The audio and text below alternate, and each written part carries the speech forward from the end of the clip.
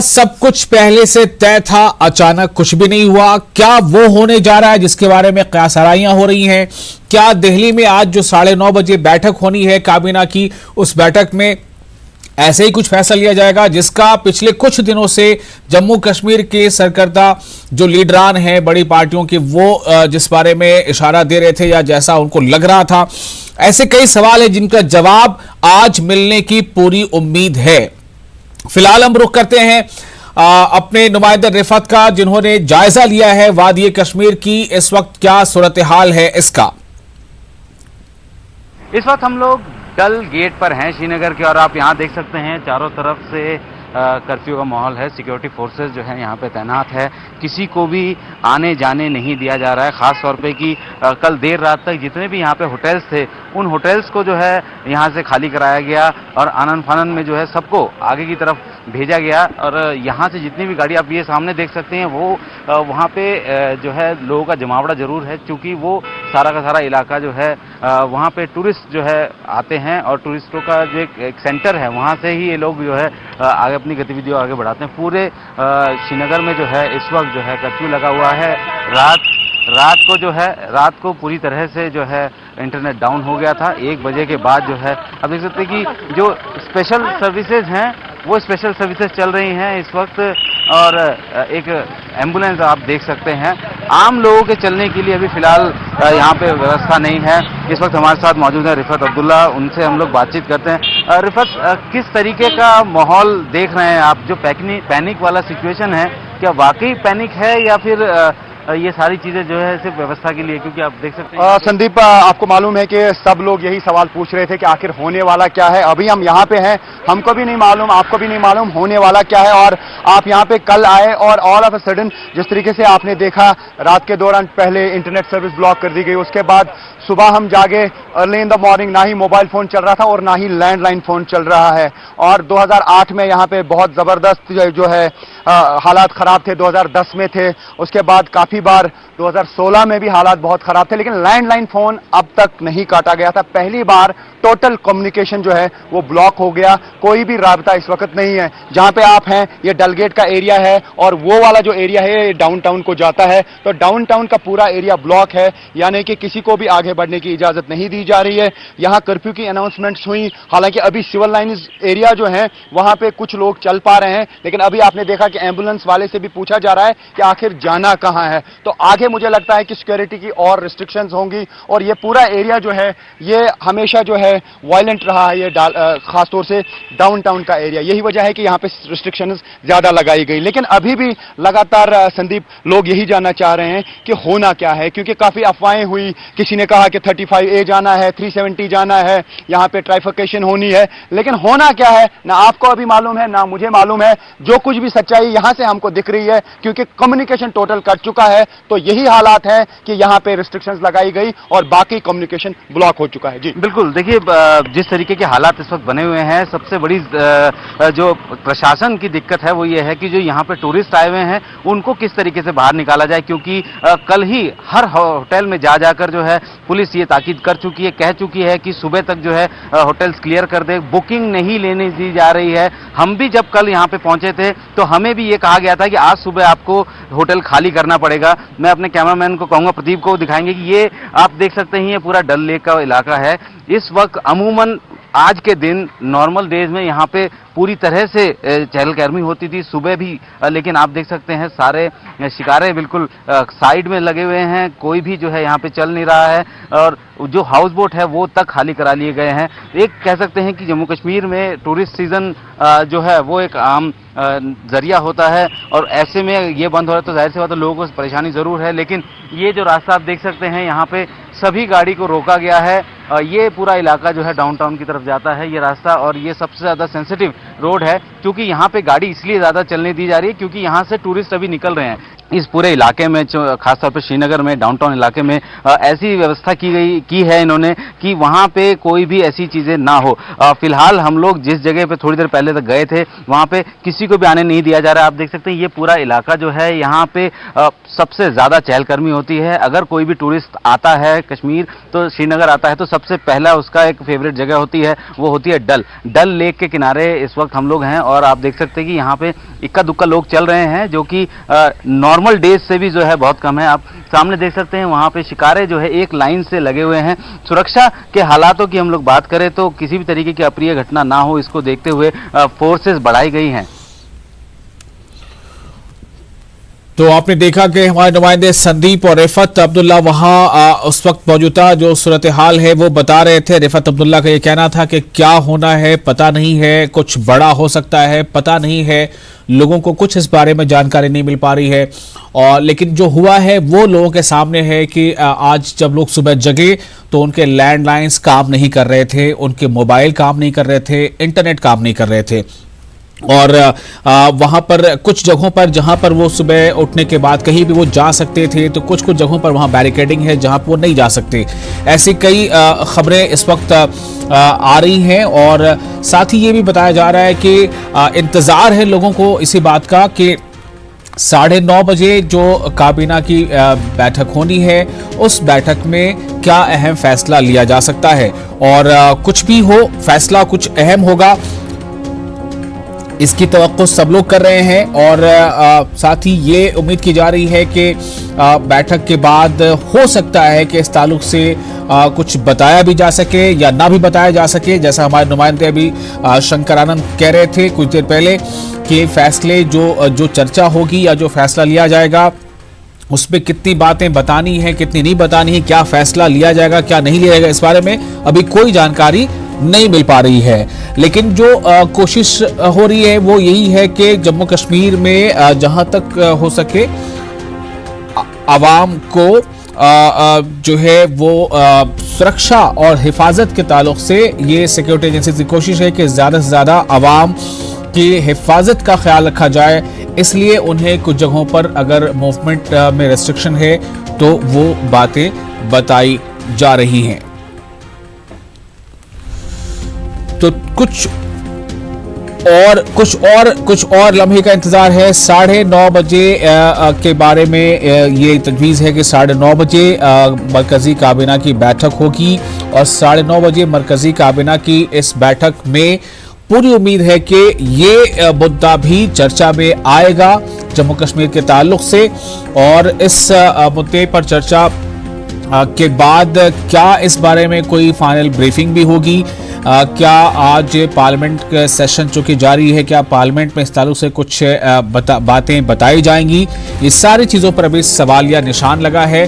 और हर ताज़ा पेशरफ्त जो है हमारी कोशिश है जो आप तक हम पहुंचाने की कोशिश कर रहे हैं। जम्मू कश्मीर खित्ते में जहां जहां किस तरह की लोगों को आज परेशानी हो रही है या कहां सहूलतें हैं या नहीं हैं, इस बारे में हम लगातार आपको जानकारी दे रहे हैं।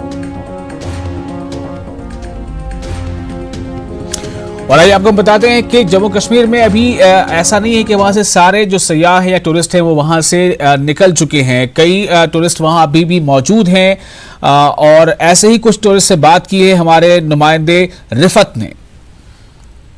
कश्मीर घाटी में मोबाइल सर्विस और फ़ोन सर्विस ब्लॉक कर दी गई है और साथ ही यहाँ से टूरिस्ट वापस गए हैं और यात्रियों को पहले ही कहा गया था कि वो यहाँ से चलें। और ये डल लेक का हाल है, यहाँ से टूरिस्ट से निकल चुके हैं, लेकिन कुछ ऐसे भी लोग हैं जो अभी यहाँ आ रहे हैं, लेकिन यहाँ से उनको शायद किसी और रूट के ज़रिए जाना होगा। लेकिन उनके पास अब सबसे बड़ा सवाल यही है कि मोबाइल फ़ोन उनका नहीं चल रहा है, इंटरनेट नहीं चल रहा है। तो जो कम्युनिकेशन बाकी लोगों से करना चाह रहे होते या उन्होंने कल सोचा होता तो उनके लिए कहीं ना कहीं प्रॉब्लम जरूर होगी। आप हमें यहाँ पे बताइए कि आप कहाँ से आए और फोन वगैरह जो चल नहीं पा रहा है उसके बारे में क्या बताएंगे?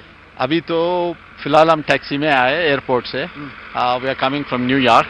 और हमारा ये है कि मोटरसाइकिल राइड पे जा रहे हैं हम, अबाउट 11-12 लोग। तो राइड ऑफ माई लाइफ करके कंपनी है, वो लोग ने ऑर्गेनाइज की है। तो यहाँ से हमें मनाली जाना है 10 दिन में। तो पहला कारगिल से ले होते हुए मनाली। जो आपके बाकी साथी वगैरह हैं मोबाइल फोन के जरिए आप अब उनके साथ कांटेक्ट नहीं कर पाएंगे, तो अब एक लोकेशन देना पड़ेगा जो बहुत पहले जिस तरीके से किया जाता था कि मैं यहाँ रहूंगा इतने टाइम में रहूंगा। तो उस पर क्या बताएंगे? बस अभी क्या करें, अभी तो फिलहाल एक होटल का नाम दिया है, हम वहाँ पे जा रहे हैं, वो घाट 8 पे रहे। और अगर वहाँ जाने के बाद सभी लोग वहाँ पे है तो इकट्ठा चलेंगे, ताकि कम्युनिकेशन की जरूरत ना पड़े। तो आपको लगता है कि आज के मॉडर्न जमाने में सबसे बड़ा जो कम्युनिकेशन की जरूरत होती है वो कटने से कहीं ना कहीं इनकन्वीनियंस हो जाएगा? ऑफ कोर्स हो जाएगा जरूर, तो लेकिन अभी देखना पड़ेगा कि भाई कितना तक वो मतलब वाईफाई भी नहीं है, हमने सोचा वाईफाई तो होगा, लेकिन वाईफाई भी नहीं है तो शायद मुश्किल तो होगा ही। जो भी ज्यादा ट्रैवल करते हैं या फिर एडवेंचर रिलेटेड एक्टिविटीज करते हैं, मोटर राइड करते हैं, उनके लिए जीपीएस का होना बहुत जरूरी होता है। जीपीएस भी तो कट गया।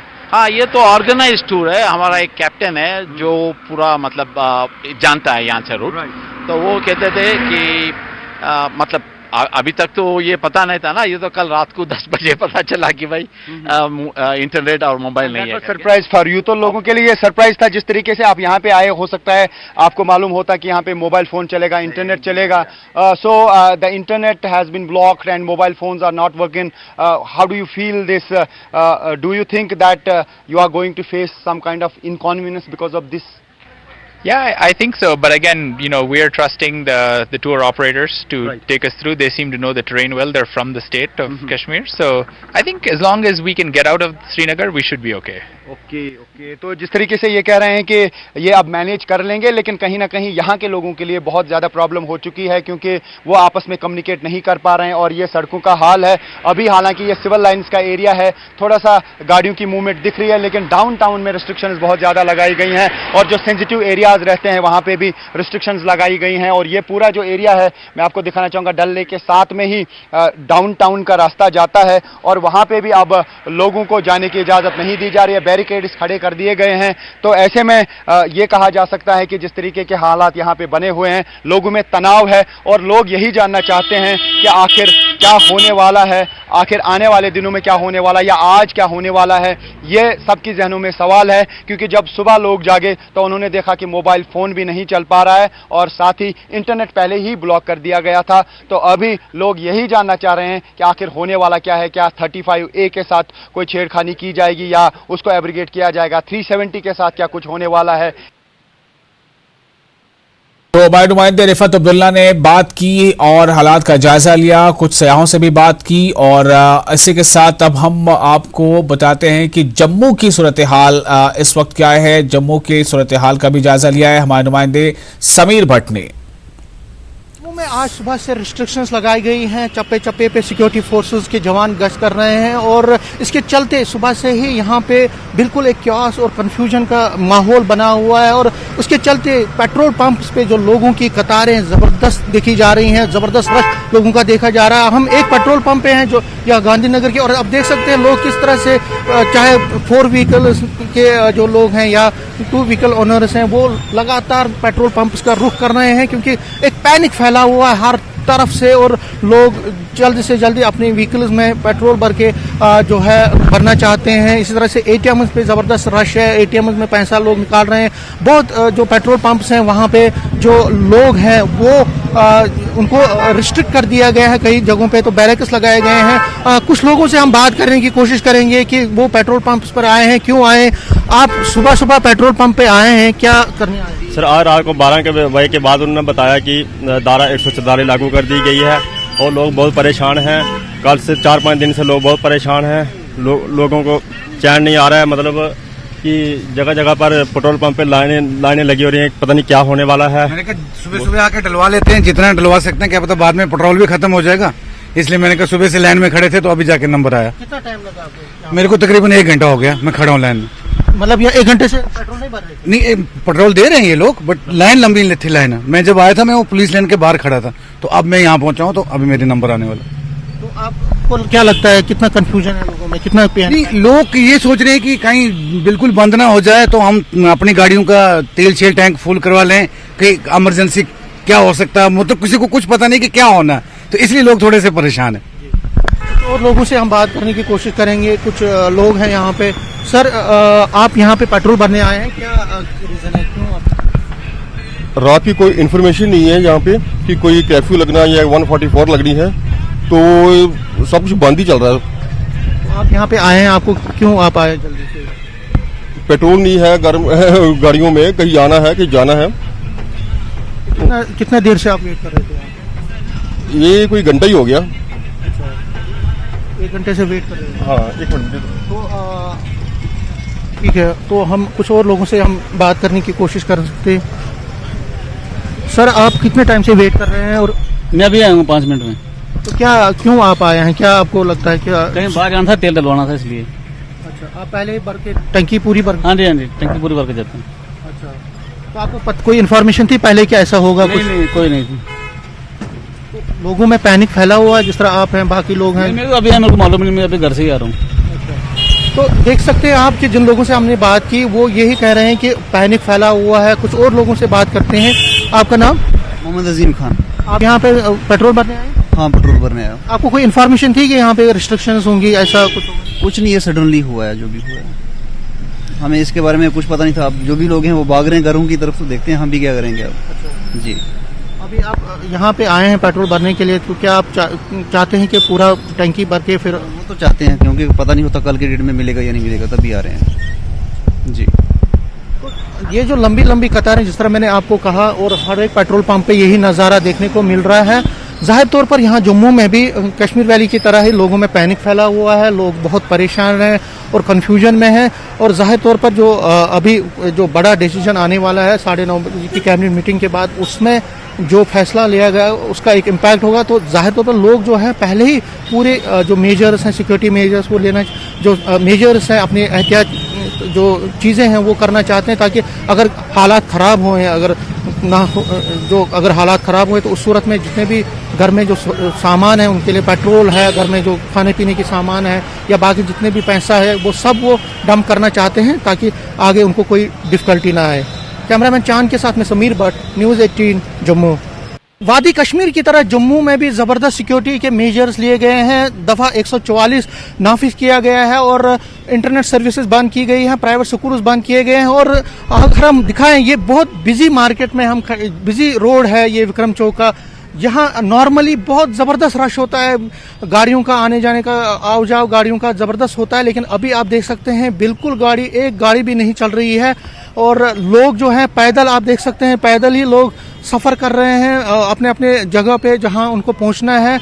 यहाँ जो जम्मू में स्कूल बंद कर दिए गए, कॉलेजेस बंद कर दिए गए हैं, जम्मू यूनिवर्सिटी की सारी जो एग्ज़ाम्स हैं उनको बंद किया गया है। और अगर हम सिक्योरिटी मेजर्स की बात करें तो आप देख सकते हैं कितने ज़बरदस्त सिक्योरिटी मेजर्स लिए जा रहे हैं। बैरिकेड्स जो लगाए गए हैं, जगह जगह पे बैरिकेड्स लगाए गए हैं।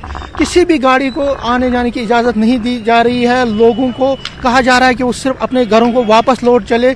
उससे क्या हो रहा है कि जो लोग जिनको घर जाना है, जिस तरह से वो परेशान दिख रहे हैं। आप देख सकते हैं लोग पुलिस से बात कर रहे हैं, उनसे इल्तिजा कर रहे हैं कि वो आगे उनको जाने की इजाज़त दे, लेकिन पुलिस नहीं मान रही, क्योंकि पुलिस को रिस्ट्रिक्टली आर्डर दिया गया है कि वो किसी को भी जाने की इजाज़त नहीं दी। और ये जो हाल है जो हम देख रहे हैं यहाँ पे, बहुत ज़बरदस्त रश गाड़ियों का है, 4 व्हीकल्स का और प्राइवेट 4 व्हीकल्स का और 2 व्हीकल्स का। ये नज़ारा जम्मू में हर जगह देखा जा सकता है। इस वक्त हर जगह ये नज़ारा दिख रहा है कि लोग जो हैं बिल्कुल उनको जाने की इजाज़त नहीं दी जा रही है। उससे क्या हो रहा है कि लोगों में ज़बरदस्त एक परेशानी है। लेकिन दूसरी तरफ सरकार है वो कह रही है कि उन्होंने पहले ही कहा है लोगों को कि आज के दिन वो अपनी मूवमेंट को रिस्ट्रिक्ट कर दे। उनको कहा गया है कि दफ़ा 144 के तहत जो चीज़ें हैं वो उसके तहत जितना भी मेजर्स हैं वो सरकार ने लिए हैं, तो लोगों को घर रहना चाहिए।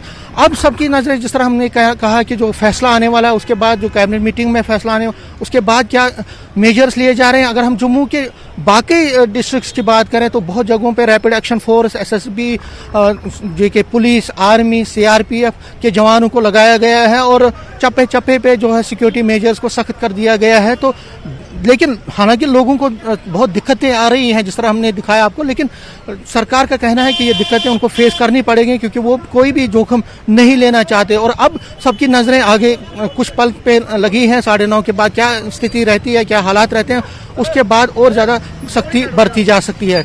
कैमरामैन चांद के साथ में समीर भट्ट, न्यूज़ 18 जम्मू। तो आपने देखा जम्मू का जायजा लिया, जगह जगह पर हमारे नुमाइंदों ने, और वादी कश्मीर का भी किस तरह से सुबह जब लोग जगे और सड़कों पर निकले और अपने काम से जुड़े कुछ जगहों पर जाने की सोची तो उन्हें क्या कुछ सामने जो परेशानियां थी वो झेलनी पड़ी। क्या जम्मू कश्मीर के तशख्खुस से जुड़े आर्टिकल 35A को मोदी हुकूमत खत्म करने की तैयारी कर रही है? जराये के मुताबिक हुकूमत के अंदर इस बात को लेकर गुफ्तशुनीद शुरू हो गई है और इस पर जल्द फैसला हो सकता है। हालांकि हुकूमत को सोच समझ कर ये कदम उठाना होगा, क्योंकि इस कदम से पाकिस्तान को रियासत की आवाम को भड़काने का मौका भी मिल जाएगा, ऐसा भी माहिरीन कहते हैं। एक रिपोर्ट।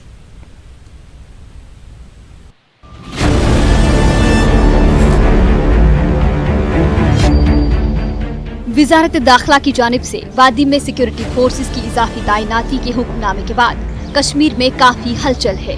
वादी में कहा जा रहा है कि मरकजी हुकूमत ने मुतनाज़ा दफा 35A को हटाने का फैसला कर लिया है। लोकसभा में अपने पहले खिताब में वज़ीर दाखिला अमित शाह ने भी इस बात पर जोर दिया कि आर्टिकल 35A हिंदुस्तान के आईन में मुस्तकिल तौर नहीं है। आर्टिकल 35A को खत्म करना मरकजी हुकूमत के लिए एक बड़ा चैलेंज है, लेकिन मोदी हुकूमत किसी भी चैलेंज का मुकाबला करने के लिए तैयार है। ये फैसला कौमी मफाद के लिए बेहद अहम होगा ही, बीजेपी के लिए सियासी तौर पर भी ये फैसला फायदेमंद होगा। इस दौरान गुज़िश्ता कई रोज से मकामी सियासी पार्टियों में घमसान मचा हुआ है। PDP सदर व साबिक वज़ीर आला महबूबा मुफ्ती 35A मामले में तमाम पार्टियों को एकजुट होने पर जोर दे रही है। वहीं NC के लीडरान फारूक अब्दुल्ला और उमर अब्दुल्ला ने दिल्ली जाकर वज़ीर आज़म से मुलाकात करके वादी के मौजूदा हालात पर फिक्रमंदी जताई और उनसे गुजारिश की कि रियासत में कोई इस तरह का कदम ना उठाया जाए जिससे कि माहौल में खराबी आ जाए। बड़े मुश्किल से इस साल कुछ हद तक हमें सूरत हाल में एक बेहतरी नजर आ रही है। ऐसे में ये समझना होगा कि आर्टिकल 35A है क्या। आर्टिकल 35A से मुस्तकिल शहरियत के कवानीन और शहरियों के हुकूक तय होते हैं। इसके अलावा मुस्तकिल शहरियों को ही रियासत में जमीन खरीदने, सरकारी नौकरी हासिल करने और सरकारी स्कीमों के फवायद हासिल करने के अख्तियारात मिलते हैं। दूसरे रियासतों के बाशिंदे जम्मू कश्मीर में जमीन नहीं खरीद सकते, न ही यहाँ सरकारी नौकरी हासिल कर सकते हैं। इसके अलावा अगर रियासत की कोई खातून रियासत से बाहर किसी फर्द से शादी करती है तो वो शहरियत समेत दीगर हुकूक से महरूम हो जाती है। ताहम मर्दों पर यह कानून इसके बरअक्स है। आर्टिकल 35A के हवाले से ये एक बड़ी शिकायत है कि इसे 1954 में सीधे सदर के ऑर्डर से बगैर पार्लियामेंट की मंजूरी लिए आईन में जोड़ दिया गया। दरअसल जम्मू कश्मीर की उस वक्त की सूरत हाल के मद्देनजर यह आर्टिकल लागू किया गया था। माहिरीन का कहना है कि सदर के ऑर्डर से ही इस कानून को खत्म किया जा सकता है। कुछ माहिरीन ये भी मानते हैं कि किसी बड़े फैसले से पहले तमाम फिरक़ैन को साथ लेकर चलना होगा। तो जो भारत पर संविधान लागू करता है शेष भागों पर, उसमें 35A जैसा कोई आर्टिकल नहीं है। प्रेसिडेंशियल ऑर्डर से ही जहाँ तक कानून का सवाल है, संविधान का सवाल है, उसे बदला जा सकता है, उसमें संशोधन किया जा सकता है।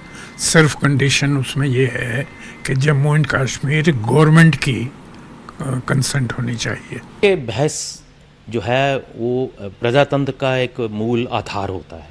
बहस होनी चाहिए, कोई भी चीज़ परमानेंट नहीं है, मेरा ये मानना है। चाहे 370 हो, संविधान की 370 धारा हो, चाहे 35A जो प्रेसिडेंशियल ऑर्डर से निकला है उसी से लेकिन जुड़ा हुआ 370 से। नज़रसानी, सीरियसली नज़रसानी करके और ये देखना और ये लोगों को बताना कि क्या खोया क्या पाया, इतनी देर रहा, तो उस नज़रिए से हो, ये डिपेंड करता है कि इसको स्क्रैप करना है तो एक प्रजातांत्रिक मूल्यों के आधार पर ही करना चाहिए। आप दिल्ली में बैठ के, ये इतिहास रहा है जम्मू कश्मीर का, दिल्ली में बैठ के जब भी कोई फैसला आर्बिट्रेरीली हुआ है उसका ज़मीन पे बहुत नुकसान हुआ वहाँ पे।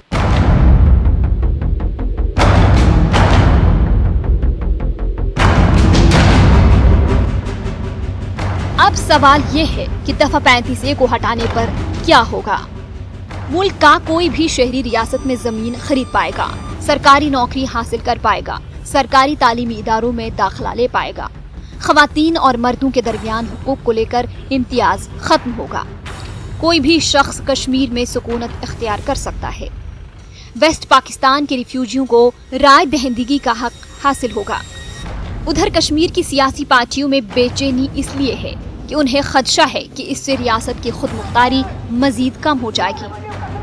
अगर दूसरी रियासतों के लोग यहाँ रहने लगे तो इस मुस्लिम अक्सरियती रियासत की डेमोग्राफी बदल जाएगी।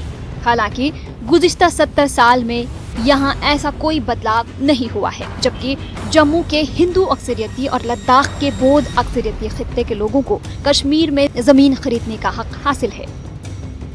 हुकूमत के सामने सबसे बड़ा चैलेंज ये है कि कश्मीर में मिलिटेंटों को नौजवानों को भड़काने का मौका नए सिरे से मिल जाएगा।